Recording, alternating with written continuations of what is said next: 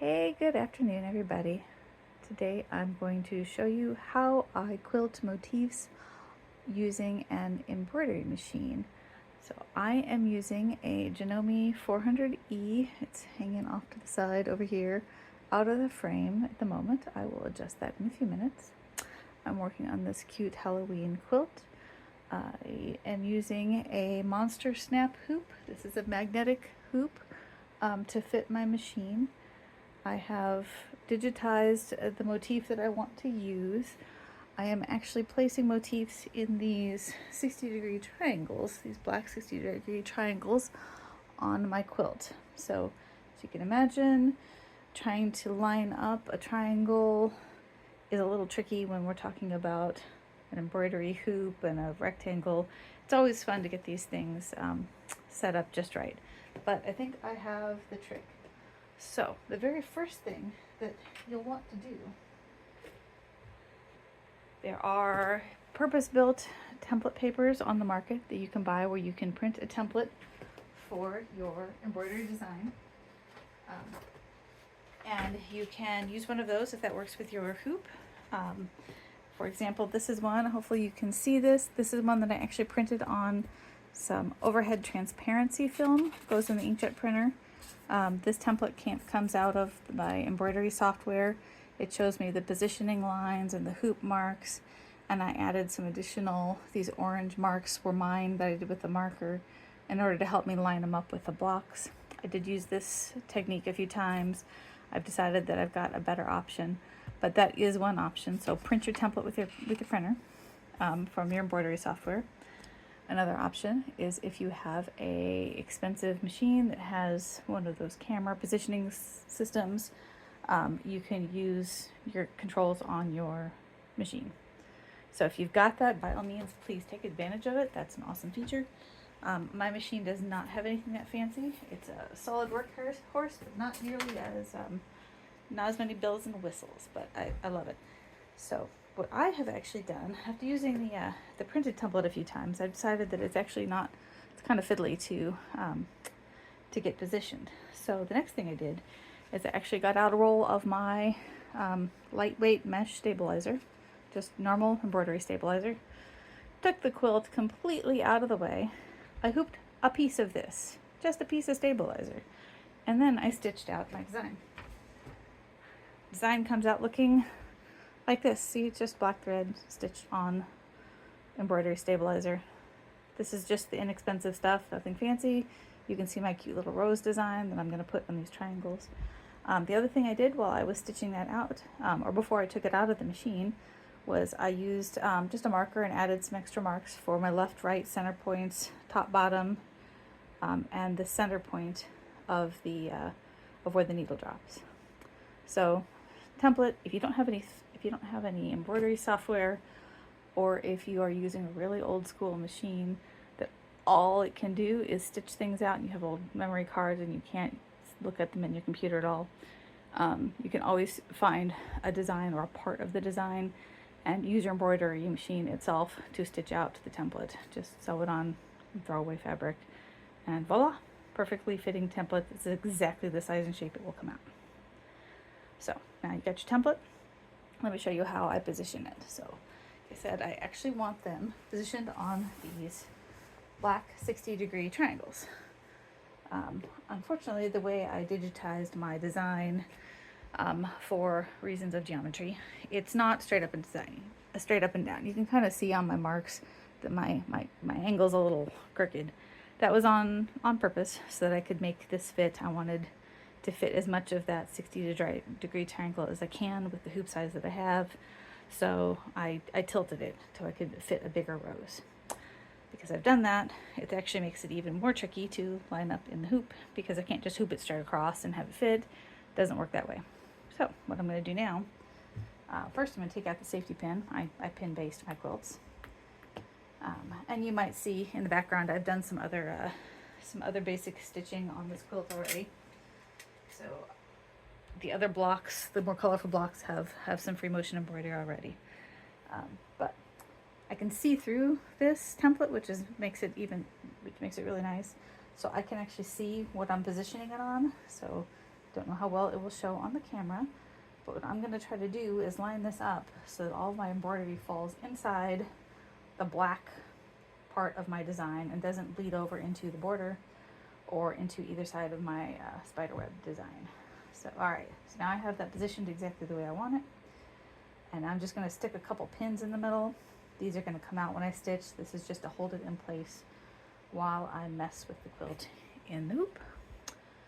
And now what we're going to do is I'm going to make you all seasick for a minute and move the camera a little bit closer to the embroidery machine so you can see what I'm doing, and get that light out of the shot so that you can see more of what's going on. Now, try to do this without getting my shoulder in the way. I'll check it later, make sure I'm good. But you can see my hoop is actually, my machine is still set up from the last hooping that I did. I'm going to pull it out, make sure that that top thread trimmed. I need to trim, I did notice that that top thread is not trimming. I think my thread cutter probably has some loose thread in it, but I'll fix that soon. What I'm going to do, this is a magnetic hoop. Again, this is not the Janome hoop. I could do the same technique with the built-in Janome hoop, but I am using my dime snap hoop monster today. So first I'm going to take the top of the hoop off. The bottom of the hoop is still attached to the machine.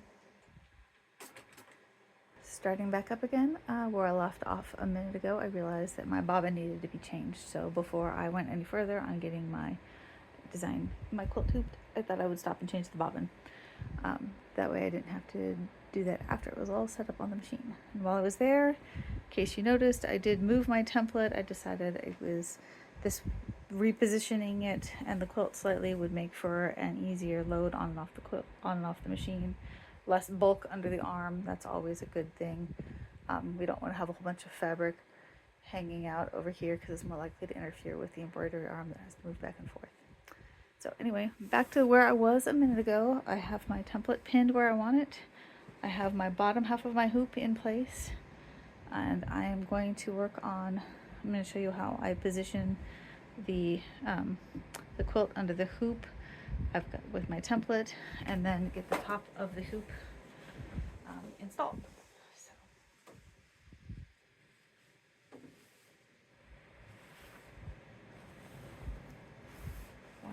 One of the biggest tricks to dealing with quilts on an embroidery machine is just handling all of the bulk and the extra fabric. So I'm going to check it about 1,000 times to make sure I don't have any folds on the back.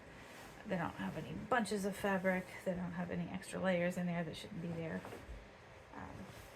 And then I will try also very hard to make sure all the fabric stays out of the way of the embroidery arm so that I get the best possible stitch out.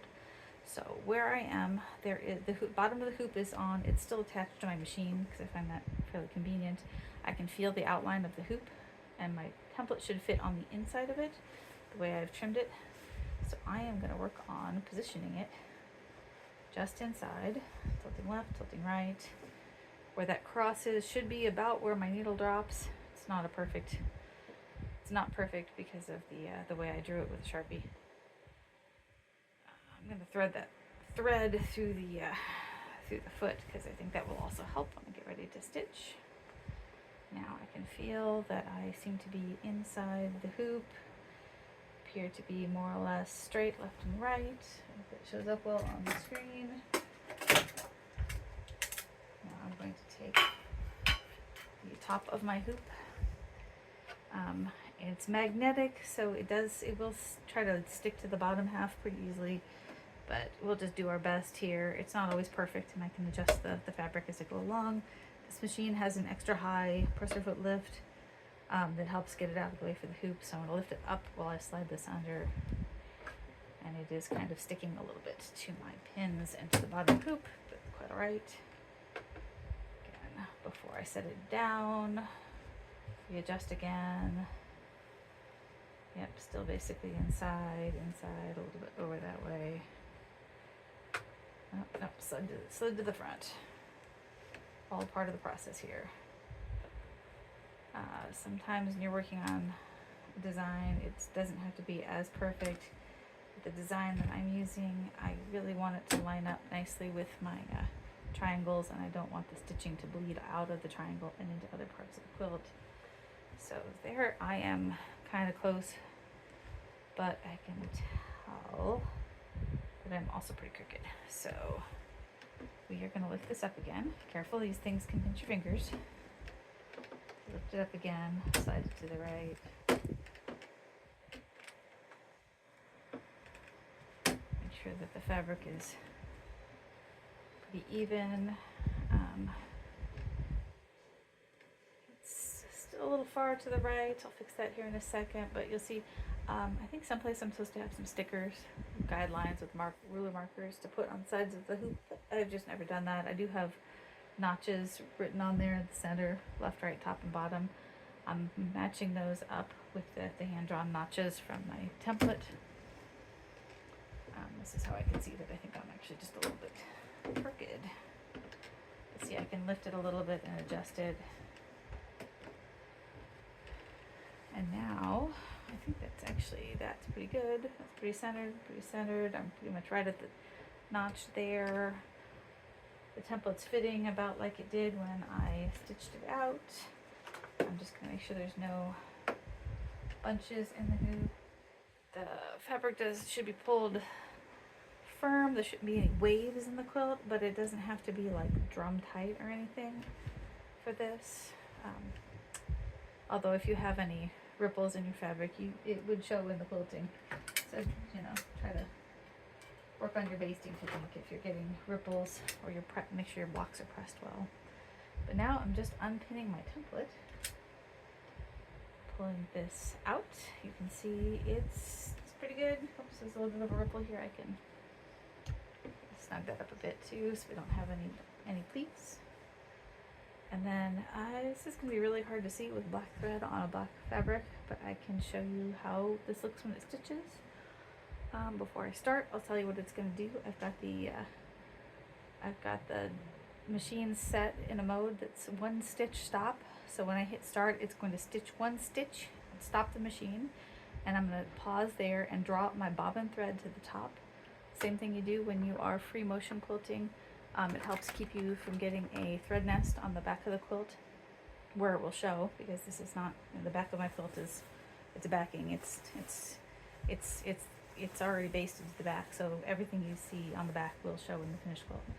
I don't want that, so yeah. After I stitch the one stitch, I'll start it again, and then after a few stitches, I'll pause and trim off those threads from the top. Just one less thing I have to trim later on.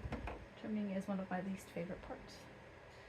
So I'm going to hold this thread, this top thread has plenty. I usually kind of hold it out of the way, not tight, just keep my fingers out of the way with the needle, but keep the thread out of the way too, so it doesn't tangle or get stitched down, because it's loose thread. So let's go start. Yep, one stitch, it stops. I lift up the foot, and gently I'm just using some scissors to kind of run under there and pull the bobbin thread. And we're going to pull gently, and it should have gotten, yep, there's the second thread. I don't know if you can see that, 2 threads, the top and the bottom. It's actually quite a lot of thread. Right. And now I'm going to start again. Okay, and I'm just going to pause right there for a minute, trim my threads. I know this particular design will continue to kind of spiral out on each other. If I don't trim it now, it'll stitch down these loose ends, which I don't really want. So I'm just using these little nippers to get in really close. I did the first couple stitches in place, so I know it's good and locked. And now here we go. And I'm going to pause, and I'll give you a close-up when it's done of what that looks like all stitched out. But thanks for joining me. Good luck on your quilts. I hope this helps. I know getting things hooped and arranged is one of the trickier parts of using your embroidery machine for quilting. So happy quilting, everybody.